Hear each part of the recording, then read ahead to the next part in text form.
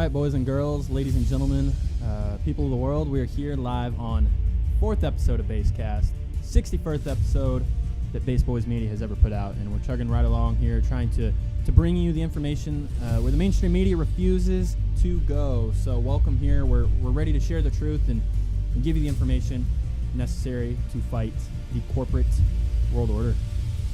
Yeah, we are a voice in the wilderness, taking on, I don't know, not just the government. We're taking on private entities. We're taking on all of America's enemies, both foreign and domestic. Our voice is the most important thing in this war. We're in a 5th generation type war for the mind. And so that's one of the reasons why we keep showing up day after day, bringing you the information. We keep on bringing you the ideas. We keep on bringing you the truth. And so we will not stop until America's free. We're not going to stop until our consciousness has been elevated. And we're not going to stop until we have completed our objective. Yeah, seriously. For us, what it's all about is crushing corporate control, crushing government tyranny, and it's ever so prevalent nowadays. And I think it's been around for a really long time. It's just we have the media, we've got the devices, and we have the capability of being able to see it. Now, we've got to be able to put it all together and articulate it in a way that's going to influence and provide change throughout this country. So many people are distracted and not focused on the meat and potatoes, as I call it, what really matters. But we named the show Base Boys Media, or we named our channel Base Boys Media because we're based. We're biased. I won't beat around the bush on that. We are a biased talk show. But why do you think we're called Based? Why did we choose the name Based, Micah? And what does it mean to be based? Yeah, so part of the reason why we chose the name Based is because based is an all-encompassing idea that we cannot be controlled. We're not for sale. Also, we are going to be speaking our mind no matter what. If it's a conflict in Israel, we're going to call it like we see it. If it's a conflict in Ukraine, we're going to call it like we see it. If there is a conflict if there's racial tension, we're going to call it like we see it, without filter, without feeling sorry, without an apology tour. See, that's one thing you're probably not going to see from us is we're never going to go on here and say, we are so sorry for our words and our actions. We didn't understand how much it would offend people. Part of our mission is to say the truth no matter what. The truth will set you free. The truth is what people need, and it is the one way that we can combat lies, misinformation, disinformation from the government. It's one way that we can take on Pfizer, Moderna. It's one way that we can take on Lockheed Martin, Raytheon, Boeing. It's the one way we can take on the Republicans and the Democrats. Our voice will never stop telling what's true, and we're never going to apologize for speaking about the issues in the way that we see them. So that's one of the reasons why we're based, because we're not going to apologize, and we're tired of apologizing. For too long, Americans, conservatives, Christians, all have been apologizing for their views, saying, I am so sorry that I have had views that you don't like. Please, mea culpa, forgive me for all of the evil things that I've thought. Yes, I want to preserve my republic, but here's all my concessions. You can have anything that you want. Let me just try to slow it down a little bit. We are not about pumping the brakes on the left. We're about throwing that car into reverse and going backwards. We're not going to stop. We're not going to apologize. We're not going to just pump the brakes. We're going hard. We're going to put that car in reverse. We're going to keep fighting. Absolutely. And we're going to stand by our convictions and be based. Openly rebuking the unrighteous acts of most of society today is one thing that we want to call out, and a lot of people are too afraid to do it. There's 2 reasons we started the show. I started the show specifically. I guess we started it together, but for me personally, number one is for myself. I want to document what's going on and being able to just discuss this every day and have a platform. It's like our own version. It's like journalism, I'm too retarded to write. I'll put it out there. I don't have the attention span to sit and write long articles, so I'd rather have open conversation. and create a courageous discourse that's going to challenge the narrative. And then secondly, we started it to, challenge the big tech censorship and just flood the entire system with based pro-America conservative content. And even if you're not conservative, it's just more just about common sense is what we want to push out there. So, yeah, there's a common sense deficit in America right now, and we are going to be bringing you the most common sense answers and solutions to the world's problems. And we're not going to sell out to Pfizer, Moderna, Raytheon, big tech. There's no way that big tech can censor us. They can try to, but we're going to find our voice. We're going to keep putting out our information, and we're not going to stop, because that is our mission, is to inform the masses, fight the fifth generational war, and keep America free. That's what it's all about, is freeing the mind and awakening people. So thanks for being here today. Let's get into the show today. Man, it's going to be great. So let's go.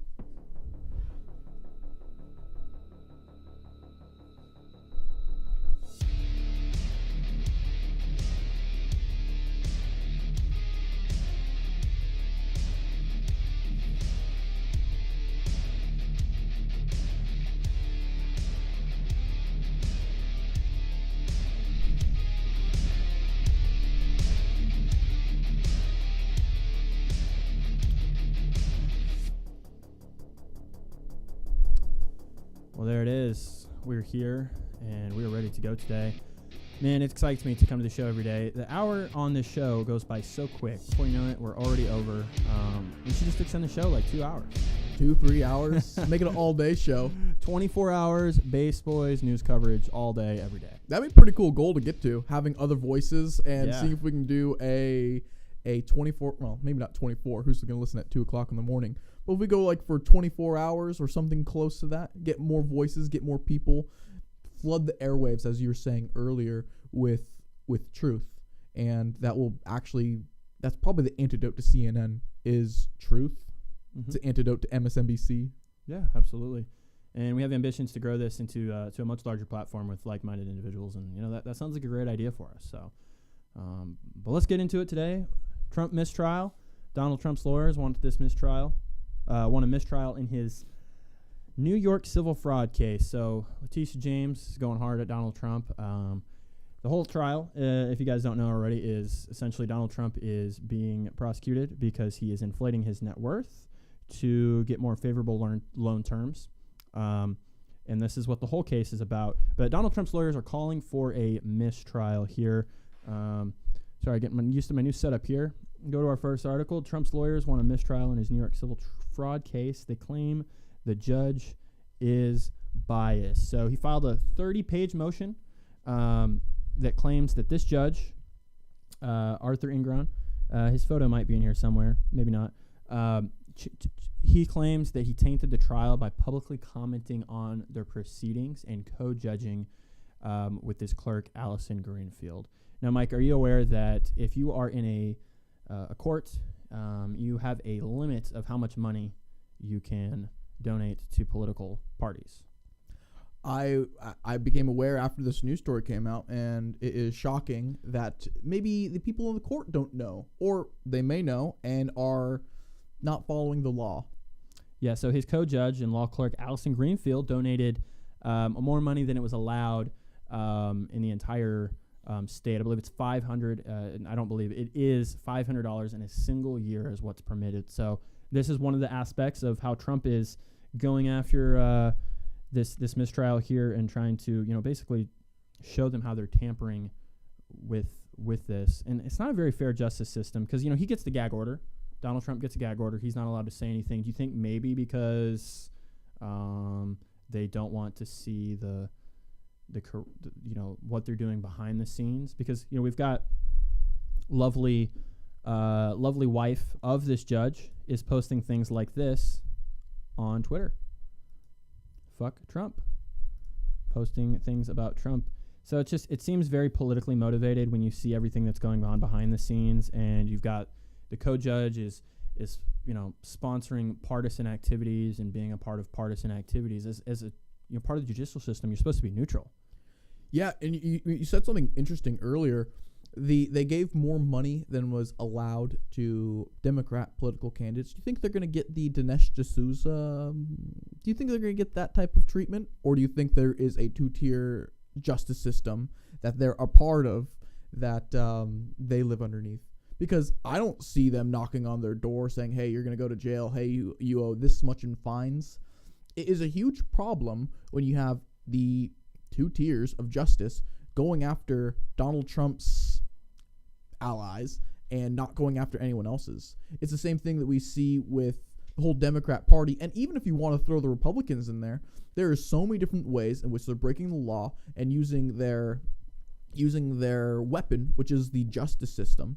It is, I would call it, the sword of the government to attack the American people as well as their political enemies. They go after them in so many different ways. And I actually enjoy watching Donald Trump be on trial because it is probably the biggest red pill to most people.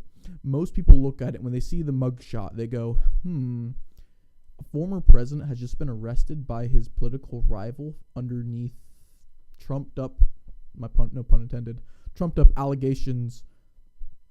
There's something wrong with our justice system. I like seeing it because it puts it right in front of us. You can't ignore the fact that Donald Trump is being wrongly prosecuted in the first place, and then the whole justice system. Is it Letitia or Latasha? Letitia James, she is going after him and campaigned for, 5-10 years on taking Donald Trump down. She's been going after him for many, many years, and finally we get the crescendo of Donald Trump versus the justice system, and we're watching how corrupt it is, how they play by their own rules, how they don't follow do something. Like, you're just sitting in the street doing donuts in a car. Like, that's what society has come to now, that's what not everybody, but a large swath of the population wants to do, and that's what they look at as entertainment. And I don't see it getting any better if this continues. Seeing things like this kind of makes me wonder, because I don't want more police, because I know that the police force is going to be used against me and not for lawlessness like that. I don't need more speeding tickets because I'm going 5 miles over the speed limit. I don't need to be stopped and asked, "What are you doing?" Just because they need to bolster their tickets in order to pay for their city's deficit. What we need is the police to actually take care of the real problems going on in the streets. And I, a lot of times, have a hard time weighing where I stand on issues like this, because after 2020, with the COVID lockdown, police going to different people's businesses, shutting them down while riots are going on in the streets, makes me distrust the police more. We need, as you said, law and order. We need our streets and our cities to be restored. We need that. America can't continue on this trajectory of a two-tiered justice system where this gets overlooked and Donald Trump goes to jail for, 700 years? Yeah, he's facing over 700 years. Then also the one of the hosts of the what is it called? Alex Jones's Owen Schroyer. He goes to jail for 90 days or 60 days? Yeah, he's actually currently in solitary confinement until November 28th.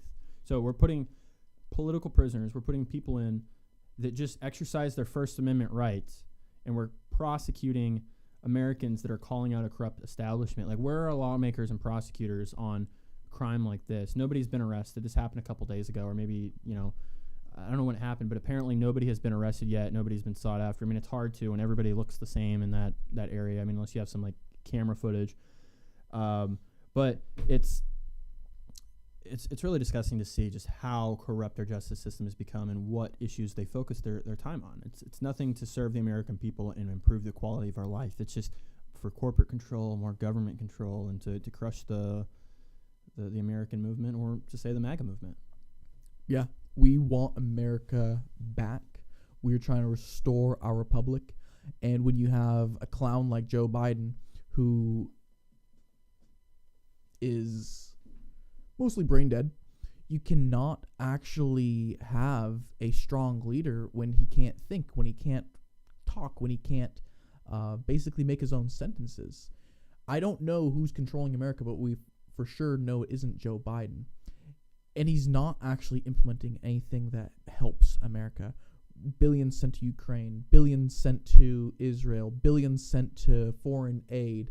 And what are we doing to our own border? Nothing. What are we doing in our own inner cities? Nothing. What are we doing to our institutions? Basically letting them grow without actually having any use. We've watched the FBI get used against normal American citizens. We've seen videos, and we've covered stories in which people who were at the January 6th, they get their house raided and get arrested. We've seen so many different instances where Biden and our administrative state, the deep state, have been going after Americans, patriots. What was it? The DHS called all people who show up to parent conference meetings or student Domestic terrorists. Domestic terrorists, yes. What are they doing with teen takeovers in Chicago, Philadelphia, Minneapolis? What are they doing with that? Nothing. They do nothing for those. They don't help us. They hurt us. And so that's one of the biggest problems I see is the government quite literally is our enemy at this point, because they don't do anything to serve the American people. All they do is protect themselves, launder money, and then prosecute their political rivals. Yeah, it is truly disgusting to see all these teen takeovers and the corruption of our system that just doesn't go after anything we need. And, we've got a probably the worst president, not probably, the worst president we've ever had. He has terrible relations, terrible articulation of his thoughts, and it doesn't really make sense on anything he says. Let's listen to what he has to say here with his meeting yesterday with Xi Jinping. After today, would you still refer to President Xi as a dictator? This is a term that you used earlier this year. Well, look, he is. I mean, he's a dictator in the sense that he is a guy who runs a country that is a communist country that is based on a form of government totally different than ours. President, after today, would you still... What do you make of that, Micah?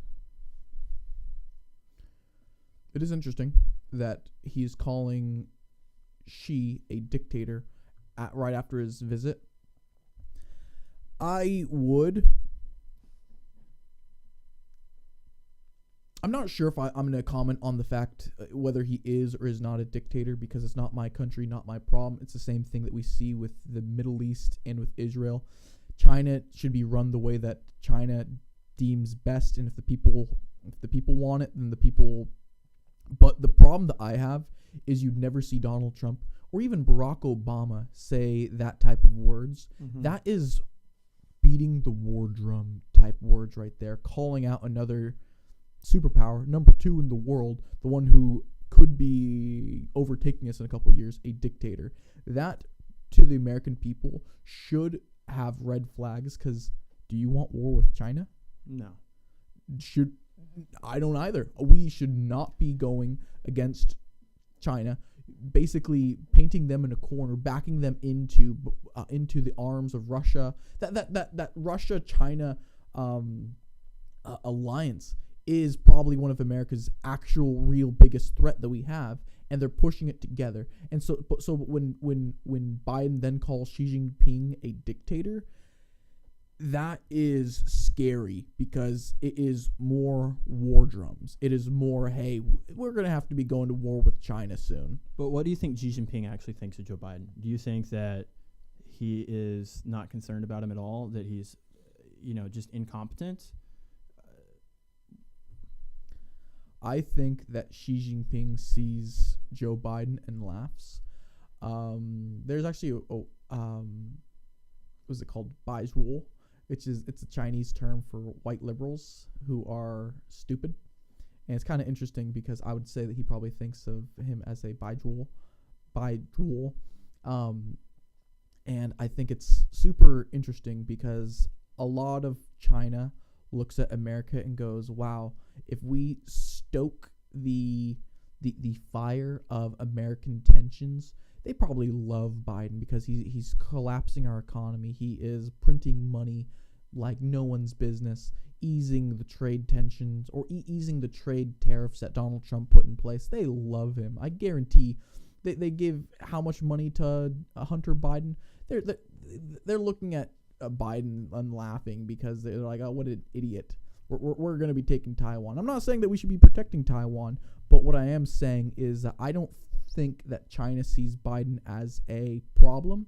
I think that Xi Jinping looks at Biden and goes like, okay, he's there for a bit, but this is going to help our takeover. And that's an issue. You know, one threat I see more imminent is the ownership China has over the United States. I know you mentioned war a second ago. You know, in the beginning of the show, you said it's a fifth generation warfare. We're in information war and psychological warfare. I see more of that as a threat. China's ownership of us and the currency shift we see towards BRICS. I mean, they're a part of BRICS, part of the Brazil, Russia, India, China, South Africa. More countries to come in January. It's the economic collapse of the U.S. dollar, I think, is what's most imminent, and the fact that China owns us in production. Yeah. We've seen this so many times. I think 2020 we're going to look back as a year of awakening for a lot of people, where we couldn't actually get the pharmacy drugs that we needed. We couldn't actually get the ivermectin even because all of it was produced in China. We couldn't get so many things because China decided to shut down some of their factories. That is an issue for America. That is a strategic deficit. That is a strategic lack that America has. We should be focused on making America not reliant on our enemies. It's like buying oil from Venezuela. Why are we doing that? It makes no economic sense to be buying something from our adversaries for a nice markup. China, I often go to the thing where I don't necessarily see China as a threat the same way that a lot of people would. I think that America, if we started easing the restrictions that we put on American companies, if we started making America more business friendly and manufacturing friendly and put some policies in place to bring back manufacturing and bring back the jobs that we've sent overseas to China, China wouldn't be a problem or a threat at all. Because right now, what we see in America is we sell sandwiches to each other. We sell legal services to each other. And we sell I don't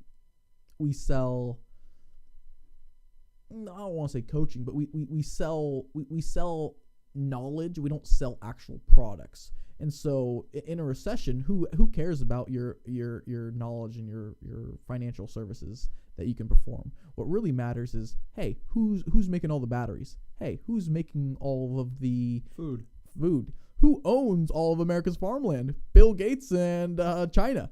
That's a huge problem. We need to put the brakes on that. We need to put the brakes on China going from we need to put the brakes on China completely taking over America, not focusing on war. Yeah, taking back our production and owning what we have, owning the food, owning our manufacturing, and owning our natural precious resources that move this country forward is essentially, what we need. So I want to transition nicely into medical misinformation being censored. So YouTube is now collaborating with the World Health Organization in order to censor misinformation. So they want to stop the spread of misinformation when it comes to the medical community. Now, Micah, what do you make of this? Because we saw the massive censorship of medical information come 2020 during the height of the pandemic. People are going and say, hey, take ivermectin, take hydroxychloroquine. They're safe, effective drugs. And this stuff was being censored and touted as disinformation by the media. Now, my doctor, specifically, I'm not going to give medical advice. My doctor can prescribe ivermectin for COVID treatments.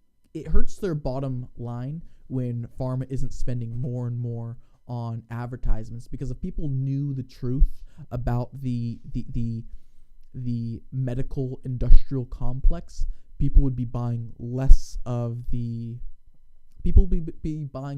oxycodone and oxycontin, and they'd be buying less of the Ozempic because they would see the real problem with it. I see it as one way that they can censure all of the people who are speaking out against their people. Like I said, they're mostly just protecting their bottom line, and that is troubling when you have it's troubling when you have the people who control our voice, control the flow of information from country to country, and even control many, many other companies underneath it, saying, hey, we're going to censor you. So he goes on to say that, we're an open platform, but the real goal is how do you balance getting good information to the people at the right time? So if you're an open platform, why should you have to control the information? That's not an open platform. You're just controlling the algorithm. You're controlling what's pushed out to people. And, how's that an open platform? Yeah, it's not. There's too much control that Google has. I am not sure if I'm advocating for their company to be dissolved and broken down for antitrust laws, because they do control way too much. They're more powerful than most countries at this point. I think that there should become a time when we look at Google in a way and say, you're too powerful. You have a monopoly over too much information.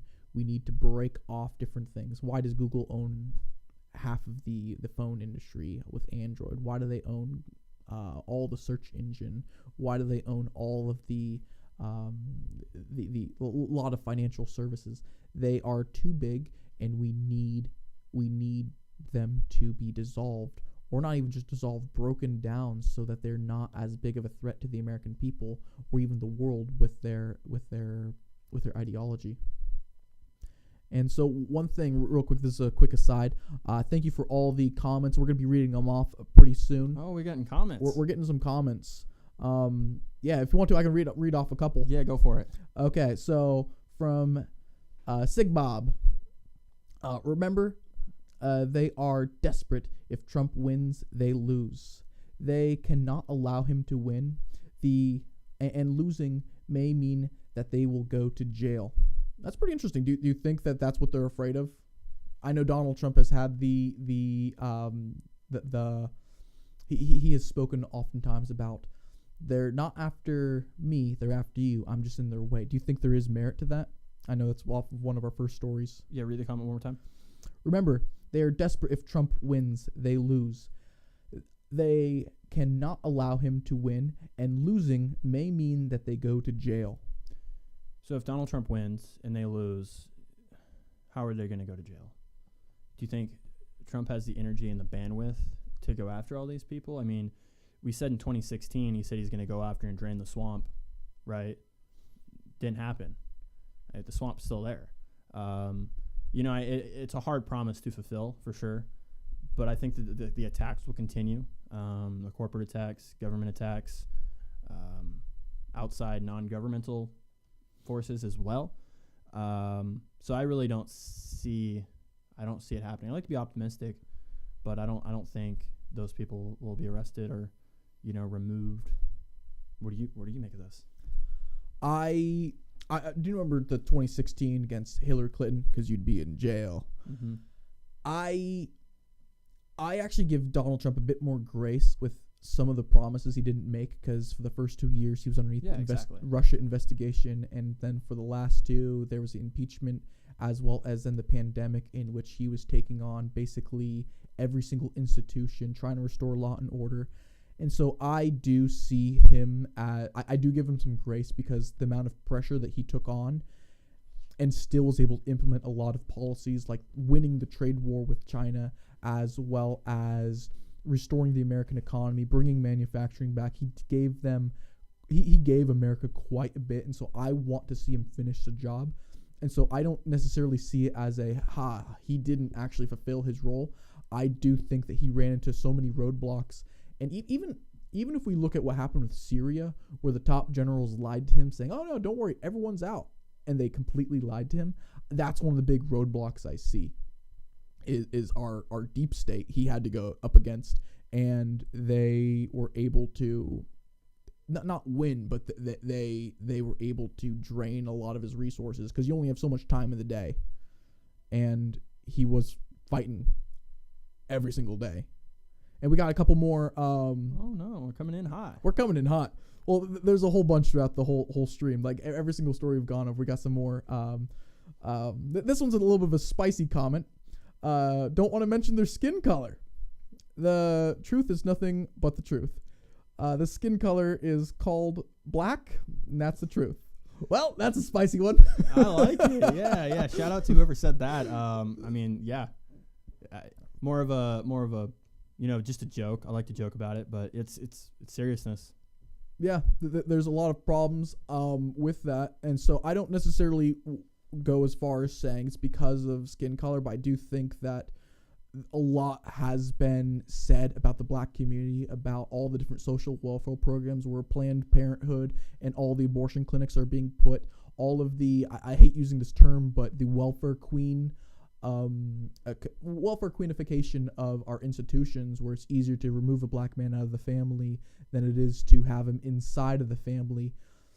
A lot can be said about that. I generally go to the feeling of I feel sorry for their community because so much has happened to them, and I always go back to the government has messed with them, and this is a product of our government. This is a product of them being indoctrinated by a lot of the different negative aspects of culture. I guess I wasn't based enough. They're black. It just happens to be that a lot of black people like to get in the streets and do stuff like that. I mean, it's as what does Ben Carson say? It's not about race. It's about culture. It's just a cultural problem that we face. You just see degeneracy embedded into the culture. Has nothing to do with the color of your skin. And call me white supremacist, racist for it all you want. It's just being critical of poor human behavior. Would you agree? Yeah, a lot of poor human behavior, and I want people to be restored. You could say, hey, there's black crime statistics are way disproportional, and yeah, it's true, and it's frowned upon to point them out. 13%. 13% commits. Was it 57? 57? Is it 57? And to me, that is a troubling number because I come from a Christian lens of saying everyone's made in God's image. Everyone. They need to be saved. They need to be introduced to they need to be introduced to morals, values, and ethics. That part of the reason why we see that is because a lot of people are living in a godless society, and that's the result. I don't want the black community to be having to live with that because I think I know it's harmful for us, but I think it's far more harmful for them. And so I oftentimes look at that problem with grace and I go like, I know how hard this has been for the black community. But at the same time, I do think that they need to take care of their, they need to take care of their shit. They need to get their shit together, get off welfare, get some great jobs, and then continue to go on. We want them to be integrated into the society. We don't want teen takeover. We don't want the welfare queenification of their communities. We want the strong man, the strong woman to raise wonderful families. I love how the left and the more of a Marxist movement will sit and show you inequalities all day long to show you that black people are being oppressed, but they ignore the inequalities that actually matter, like the 13% commits 57% of crime. They completely ignore the inner city, gun violence and these teen gatherings of these people just being complete degenerates, and they miss the issue. And this segues us nicely into this next article from the Rolling Stone. They're telling us that mass murder is a choice, and the gun industry is what's driving the mass killing of people. Now, as you guys may know, most of the violence is not with AR-15s. This is what the article goes on to talk about.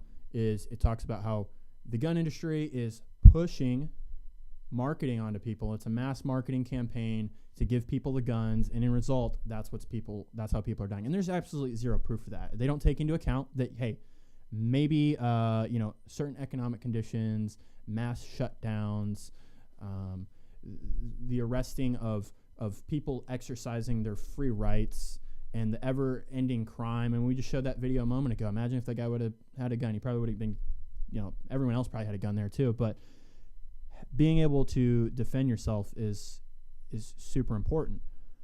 But where is the attention on that crime in the inner city with these young black kids, young black teens? It's not there. They push it as the narrative all goes in line to go after patriotism, American, and like strong values that hold this country together. And that's the issue I see with this whole thing. That's one of the things that makes me angry is they conflate the inner city crimes. They conflate the inner city handgun, gang war. Like for example, in Chicago, you know the term, they call it Chirac. You grew up in the inner city in Chicago. There's like 10 people that die every single weekend from gun crimes. And what they want to do is they want to blame the patriots who protecting their home, protecting their family. We saw that one gentleman who got mugged in the streets. He should have been armed. He should have been carrying. He could have prevented himself from being put into a coma if he would have pulled out a gun and started protecting himself. I want to see Americans protect themselves. And here's one thing, and I see this in this article as well. They conflate. I'm not sure who this they would be, whether it's the liberal mainstream media or whether it's the politicians, but they don't want to see they don't want to see the Second Amendment as a right to protect yourself against the government or as a right to protect yourself and your family. They want to say no, it's all about hunting. Mm-hmm. Hunting is what the Constitution is protecting. And that's a big problem, because if they can make it all about hunting in the same way they made the January 6th protest about insurrection, they then can put on different solutions like, oh, no, you need a hunting license and you're only allowed to have long barrel rifles and you can't protect yourself with a long barrel rifle. It is not about hunting. It is about the protection of the American people against all threats, both the government, foreign governments, as well as protecting yourself in your home against teen takeover, so to speak. Yeah, that's the sole purpose of the Second Amendment. It's to, repel and overthrow corrupt governments. It's what it's all about. They make it more about the hunting, just like you said, man. You hit it on the nail on the head. So I want to share this Pew Research article. Assault weapons were involved in 3% of firearm murders. 3%. So it's these assault weapons, this nomenclature they use for stick, and our character is flawed. And that's where you have to get the shift, is like, you're not perfect. Your ways and lifestyle are not better than anybody else. Your character is the most important thing. And that's where like most people just, fail to connect the dots. It's not about, it's all about your character. Everybody's character works together to create society. And at this point, our character sucks ass. Yeah, I couldn't agree with that more. Our character as Americans has been slowly eroded over and over and over again. That's part of restoring the great American comeback, is bringing back American ideals, virtues, values. We need to bring back civility in America. We need to bring back morals. We need to bring back ethics, virtue, values, hard work, law and order. Yeah, that's what we need. We got another comment. It's not about hunting. No, but it's about hunting. It's about hunting bad politicians. Oh, okay. Disavow. Completely disavow. We are not hunting politicians. Not something that we stand for here at Base Voice Media. Well, what does Sean say? From time to time, you have to water the tree of liberty with what? The blood of tyrants. But, I definitely don't think that, hunting the politicians down, it's all about creating. Do you think we can create discourse that's going to bring about a national change in this country? I mean, it's a money battle. Like, look, because you take a platform, one of the most prosecuted platforms right now is InfoWars, Alex Jones. They're a multi-million-dollar operation, and they don't even have enough money to fight what's going on. Like, I mean, they're being, torn down left and right, and the talks of not even being on air anymore because of all the attacks and trying to be shut down. So it's like, can we fight the money? Because it's all about money. Do we have the money and the funds? Because you can create the discourse all day you want that it's going to awake the local people. That's why I think our solution is we start local and just you almost have to create a parallel economy at this point. And, focus on your family and focus on your local change, and really just focus on the issues that matter. Yeah. But yeah, I agree with that 100%. Things have to change here, then they can change around you, and then local impact creates national change. Yeah. And I'm 100% on that. We have to make our own communities first. We have to ensure our families' survival first, and that kind of goes back to our right to bear arms. Is if they take away your right to be armed and protect yourself against the government, then they can take that away from you. So that's why we need to fight for our Second Amendment more than anything else, because our Second Amendment ensures our First Amendment and our Third Amendment and our Fourth Amendment. And we got to make nationalism great again too. We see the erosion of our nationalistic ways. And look at every country that's controlled by globalism. It's you don't have the most freedom. You don't really get to control much. I mean, would you agree with this? You've got to have a strong, free, and prosperous nation, and you don't get that when you have NGOs and foreign entities and global banks controlling your country. And I mean, we don't even have that in America, but we could because we stand in the ideas of America. The American ideology is a prosperous one, but we're not living it to the fullest. I think, we've got a lot of great things going for the United States, but at the same time, my mind always circles back to this. Like, the Founding Fathers had great things to say, but do we put too much faith in the American idea? Because it's clearly not working for us at this point. I mean, to a certain extent it does, but with mass government corruption, endless wars, endless funding, endless lobbying, and all of that, is it really serving our best interest? Because we're hanging on by like a razor thread. I mean, there's a few court systems that are holding us on. I mean, thankful for some of these judges to continue to keep us going here. Yeah. I do believe in the American experiment, but I don't think the forefathers saw what was going to happen now. Like, for example, I don't think that the forefathers foresaw massive foreign influence, such as different lobbies from different countries, as well as Google, as well as Facebook, as well as TikTok, all of these massive data harvesting operations. They had no way to know that something like that would happen. And so it is a tough one to say, because America is the best out of the world right now. And right now we're hanging on by a thread. We're hanging on by this much. I do believe that America still is the best answer.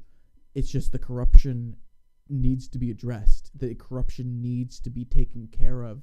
And that is the biggest problem. If we can take care of the corruption, if we can get rid of all of the hidden agendas that our government has, and if we can see it, then we can stop it.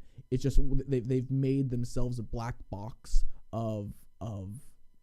they've made themselves a black box, so you can never look inside and see what the government's actually doing against the American people. Solid take. Well, we're going to continue to believe in America and push forward our base agenda here, and really just share what we believe to be accurate and important at the same time. So, Micah, do you have any closing thoughts for us today? Yeah.